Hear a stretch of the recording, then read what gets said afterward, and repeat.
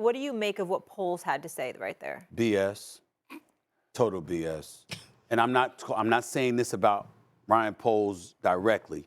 You know, nobody thinks about, when you think about African Americans being at the head coaching position or in an executive position, I'm very happy for him. I wish him nothing but the best. But that's BS because it's the NFL. And we know you ain't thinking about him. You're thinking about the organization. Now, you don't want to screw him over. Please don't get me wrong. You're not going about the business of trying to, you know, put him in a miserable position. But you're not having any regard from him at the expense of the organization. It's about the organization. That's your job. If there is one thing that is a guaranteed lie in America, in American sports, it's an NFL executive telling you we're really thinking about you as opposed to the team. No, it does not work that way. They will do what is best for the Chicago Bears, and if it is at the expense of Justin Fields, I'll give you a call, give you a courtesy call. I'll say I'm sorry. You know, I mean, we go out, then I'll treat.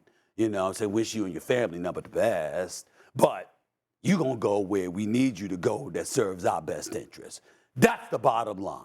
Anything else is BS. And if we were on a digital airwaves instead of here, I'd say it, the word in full, the two words. Let's move on. I missed being with you. I missed just being with you. I miss just being with you when you talk.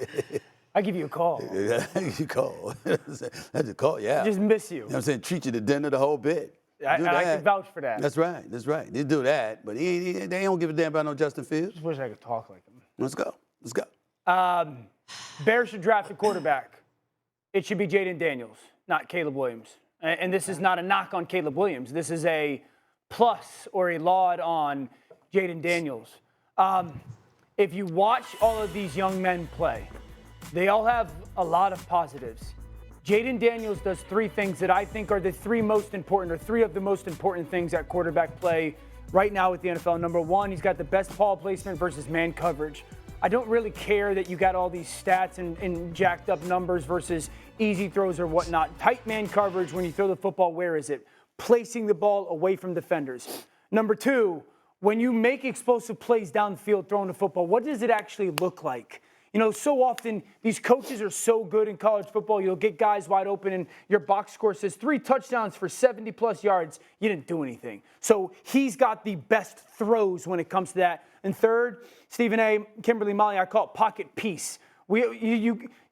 Pocket movement, pocket presence. He's peaceful in the pocket. We see some quarterbacks that are dynamic and explosive. He's peaceful. And I think when I watch his game, no quarterback in this class can go game for game with him against the likes of how he performed versus Florida, how he performed versus Alabama. Go watch his late game play versus Missouri, who's going to have really good defensive players drafted in this year's NFL draft. For me, when I watch the young man throw, it looks like C.J. Stroud throwing the football. And I know the weight of those words. It looks like C.J. You're damn right there's weight to those words because it's recorded and it will be recalled and remembered and re-aired. But go ahead.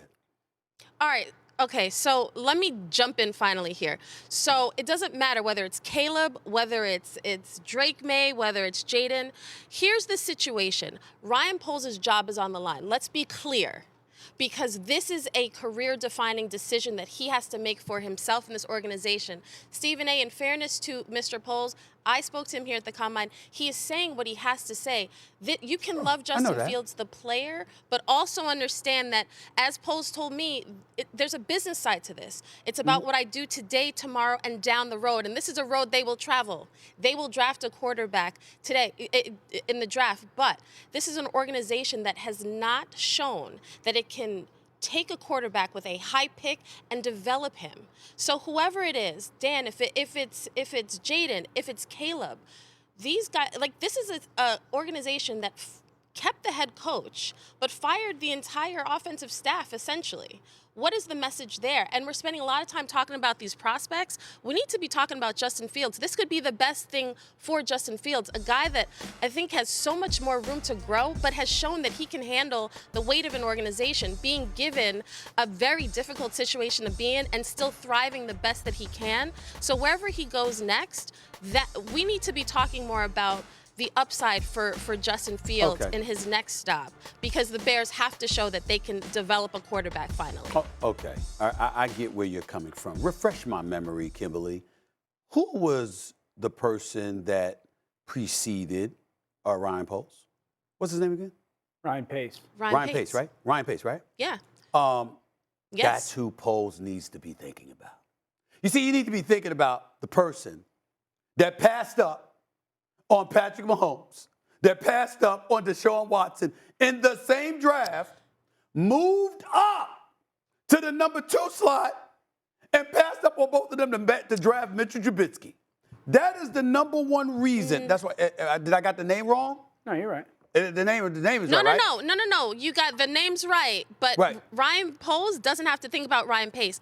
Ryan Poles has to think about how Ryan Poles had the number 1 pick last year, where C.J. Stroud and Bryce Young, and they decided to go back. They decided to get more picks to build around the quarterback, who they now are in a position to move on from. He doesn't have to worry about Pace. But that's Poles where I was has going. to worry about Poles. That's where I was going. No. Okay. I'm saying this for a reason. You could have did it last year, but you built assets. Okay, so you can't do that again by keeping a guy, in Justin Fields, whose market value is like 6 years, $283 million. You ain't trying to pay him that. Okay? You got about $82.4 million in cap space. Here's what I'm saying to y'all. You cannot be an organization whose best quarterback was Jim McMahon from 1985. When we are the Bears, the shuffling crew. Remember all that?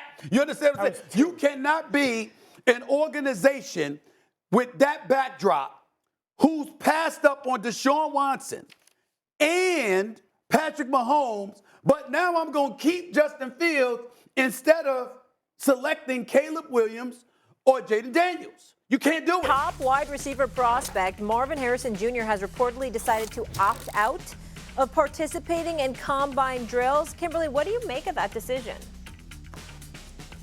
Honestly, Molly, I'm not surprised by it, and I'm not mad at it. Basically, Marvin Harrison Jr. is saying, I'm him. Put on the tape. You'll see what I do. And in fact, Molly, I spoke to a GM this week who said I would expect more players over the next few years to decide actually to not go through the drills. They're going to come here for the interviews and do the medicals. So I don't think teams are surprised by that. And honestly, the tape is the tape. The tape don't lie, girl. Yeah. You know what it is for me? All joking aside, very, very serious about this. I love the fact that he did this for an entirely different reason. I'm appalled that guys have to do so much after they performed on the collegiate level. Fair. We live in a world where, there's enough tape, there's enough technology, there's enough scouts watching, et cetera, to have to subject yourself to even more scrutiny. I love the fact that a guy like Marvin Harrison Jr. is saying, look at the tape. You saw me perform. Make your decision.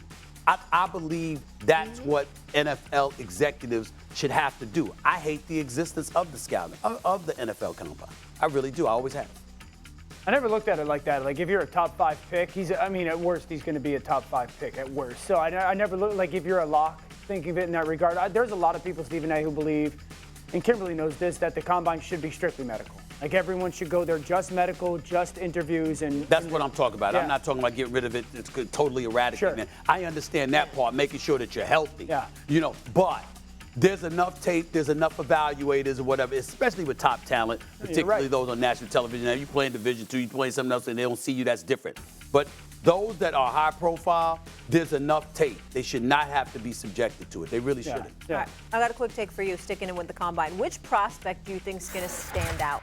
Yeah, Michael Penix Jr. So we're talking about a quarterback that over the last 2 years at Washington threw for 77 touchdowns and 19 picks, almost 10,000 yards. And we all watched him take Washington on that incredible journey this year. I think 2 things. He's got a medical history. So you're either going to get a really good standout or a really bad standout because of some of the injury, with his past and how teams are going to handle it. But everybody that says that they have watched him throw in person goes, oh my gosh. When you see it in person, it is like a absolute lightning rod out of his shoulder. I think he's got the opportunity in front of a lot of people to just put on a showing exhibition when it comes to the ability to throw the ball. Well, first of all, it's supposed to be a quick take. That wasn't quick. Secondly, let me say this real quick. I didn't see that against Michigan. Now, I'm not questioning anything that you said. I know the brother can play. He's big time. I'm rooting for the brother. But I didn't see it against Michigan. Yeah. The national championship on the line. That did give me cause to pull. Absolutely. Yeah. You know what I'm saying?